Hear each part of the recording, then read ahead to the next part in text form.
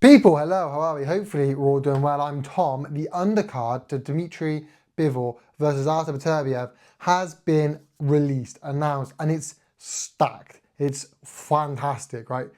Thing is, and this is being nitpicky, a lot of the fights seem kind of one-sided. Like, at least on paper, I'm looking at some of these fights, and we're going to go through them, of course. I'm looking at some of them thinking, actually, some of them seem pretty one-sided. Now, of course, you can, the reason why I say at least on paper is you can never predict these things.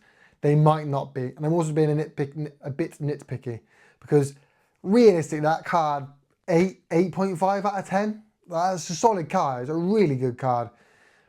And I'm glad because this one, I think the focus will be on Beterbiev versus Dmitry Bivol. The focus isn't going to be on the 5 versus 5 the way it was for the 5 versus 5.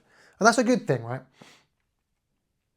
Like I said, I think I'm looking at some of these going, a lot of these are pretty one-sided, at least on paper. Obviously not all of them, but some of them.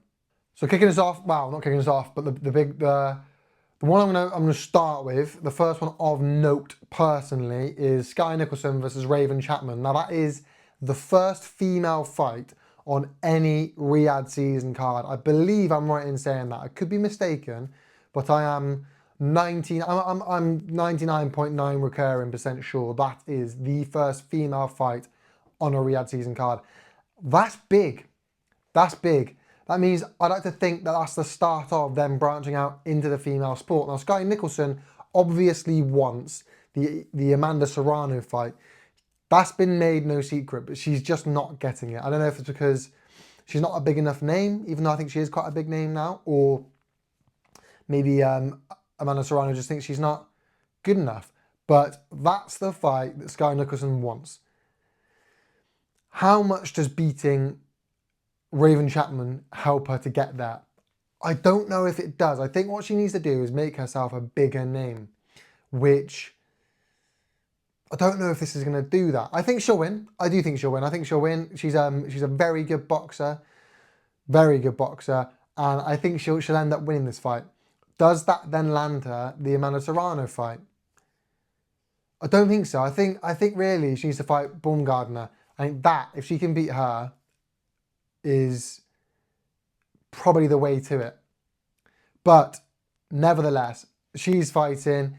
First women's fight on a Riyadh season card. Fantastic. Ben Whittaker versus Liam Cameron. Now, ultimately, this is a step up for Ben Whittaker. There's been some shade being thrown, some comments being made. I hear it, I do, but this is a step up for Ben Whittaker, and that's what this is. This isn't a fight for Liam Cameron. This is solely and simply a step up for Ben Whittaker. And look, I think Ben Whittaker will get the job done. I think he'll win by points. But I am intrigued by Ben. Like, don't get me wrong, there is clearly a lot of talent there. He's a good fighter. He's a very good fighter. But I'm intrigued by Ben because there's a lot of hype around him. And I do get it. He's clearly extremely talented and there's a lot of ability there. And I get that. And obviously there's the showboating. He's good at press conferences. I get that. But ultimately, I do wonder how high his ceiling is. Because I'm thinking, you can't even knock out journeymen. Now, that's not everything. Of course, it's not everything. Look at the likes of Alexander Usyk. You don't need to have knockout power. That's shown throughout the divisions. But you can't even knock out journeymen. I do wonder, you got so much hype around you. So many people think your ceiling's up there. Like glass ceiling, you can just smash straight through. Sky's the limit. I just wonder if that's the case. I don't think he's bad. I'm not saying that at all. He's great. I really do think he's fantastic. And I think he's got a very high ceiling. I just do wonder how high it actually is. Do you know what I mean? Because there's a lot of hype around him. And I'm intrigued to see how he gets on in this fight, to be honest with you. Then we have Opetaia versus Jack Massey. Now, this is a fight I don't expect to be too challenging. Like, Jack Massey, you've taken a lot of confidence, the way he's performed in recent events, and also the way I think we're looking at how Opetaia performed the latter stages of that Marius Breeders fight. But ultimately, look, Opetaia wanted Chris Billam-Smith. He did. I know for a fact he wanted Chris Billam-Smith. I think what happened was Chris Billam-Smith wanted to fight on a December card. He was like, look, I need more time, December card. Opetaia, I was like, no, I want to fight now. I've had my time out. I've healed. I'm better. Let me fight now. Activity's key. So he was willing to fight anyone. And then Jack Massey's just the one who got the call. Just the one who got the shot. Look, I think Opetaia is that guy. I really do rate him. He's one of my favourite fighters at the moment. And he has been for a while. I think a lot of... He got on the big stage because I had performed against Marius Breedis. Then the Jordan Thompson fight. But I even before that, I just really liked the guy. Obviously, I lived in Australia for a bit. And I think he's fantastic. I hope he doesn't take his eye off the ball. Because although I think he can beat Jack Massey quite easily, if you take your eye off the ball because you wanted that Chris Billam-Smith fight and mess this up, Jack Massey is no pushover.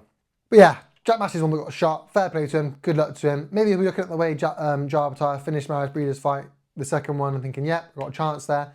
But come on, let's have it right. Opetaia is that guy. He'll win by stoppage. Then there's the Wardley versus Clark rematch. What a fight. I loved the first one. I'm going to love the second one. I watched the first one, and honestly, I said in my reaction video, look, both fighters deserve to walk away with the win. Obviously, not both can, so a draw, I don't hate it. I don't love draws in boxing. I don't love draws when you think one deserved to win, but most people had. I think most people had Wardley winning, but look, Clark wasn't a million miles behind. Fantastic fight. Both deserved it. The winner of this will go on to massive things. It's great. I'm really glad about this. I will say, and I think we're all thinking it, it's such a shame that this isn't happening on British soil. Look, I'm not saying it has to be their own show. They headline it in a 5,000, 6,000, probably 20,000 arena, to be fair. It could have been on the AJ Dubois undercard. And it's such a shame that two British heavyweights for the British heavyweight title isn't happening in Britain. It's not about, I don't like fighters going abroad, because that's not it. I've seen enough of AJ, Fury, whoever it is, go abroad. But when it's the British heavyweight title, with two British heavyweights, obviously, it's a shame that's not happening in Britain. It's such a fantastic fight, and you haven't got to put it on their own show. I know they want the Riyadh season money. There was AJ Dubois. You could have put it on the undercard. I'm not even just saying this because I'm going to see AJ Dubois, so I would have seen it. It's just genuine. What I wish we could have seen it on British soil. And I'd have gone to have seen it. Fantastic fight. But look, here we are. The fight's been made. Just thought I'd say that. I think we're all thinking it, right? Maybe not. But yeah, look, there we are, people. Chris Eubank Jr. versus Kamil Szeremeta. This fight should not be this high on the card. Before you all start coming at me, call me a Chris Eubank Jr. hater, which, look, fair enough, maybe I am. This just shouldn't be this high up on the card.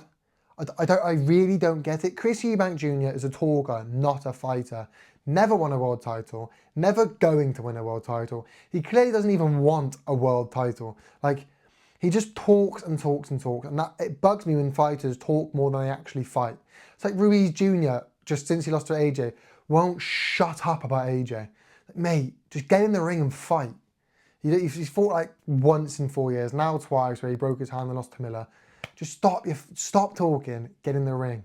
Actions talk louder than words. And Chris Eubank Jr. is one of them for me. I just think he's a world champion at talking, but he's not that at boxing. And this just shouldn't be that high. When you've got Jai Opetaia, a cruiserweight world champion, versus Jack Massey below it. When you've got Fabio Wardley versus Fraser Clark, I get that's not a worldwide fight, mainly a British audience. I get that, but that's below it. Chris Eubank Jr. is pretty much only appealing to the British audience anyway. And he's fighting a nobody in Kamil Szeremeta. Now maybe that's a bit harsh, but come on. How many of you actually knew him before this was announced? Like, genuinely, how many of you knew him and have seen his fights? Not many is the answer. It shouldn't be this high up on the card. Look, I get it. He's somewhat of a name and he's a good talker. So I get it, but I just think the fact he's this high up the card's a bit shocking to me, personally. Shoot me. Shakur Stevenson versus Joe Cordina as the co-main. And there's some criticism for this, and I get it. Shakur Stevenson's fighting a boxer who's coming up in weight and coming off of a loss. It's a boxer versus boxer matchup, and Shakur Stevenson's the bigger, better boxer. I get it. I get it. But Joe Cordina is a very controversial loss because of That fight he's coming off of, the loss, was the one where he got hit after the bell. And I remember saying after the fight, look, that's not fair. That's not fair at all. I got a bit of stick for it, but I stand by it. That is not fair. He lost the fight because he was hit after the bell, and I don't think that's fair. He's coming up after that.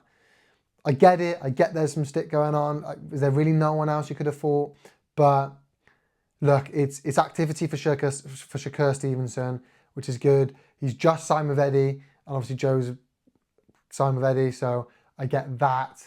And he's just started working with the Saudis, so there's that as well.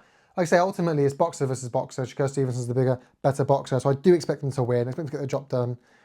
But hopefully, like I say, hopefully it's the start of better things to come for him, and it's the start of him working with the Saudis, so we can see him out more and more in these big fights.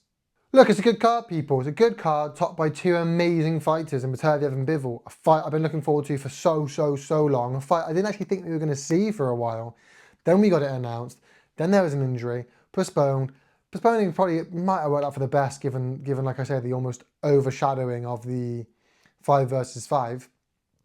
It's a great card, people, with what I think will be some amazing build-up. I think there'll be some fantastic build-up for this. Looking at the personalities on this undercard, I can't wait. The personalities, I think Opetaia will be good. I think Chris Eubank Jr. will be good. You got Ben Whittaker should be good. Fabio Wardley, Fraser Clark. Like, there should be some fantastic build-up to this, people. I can't wait.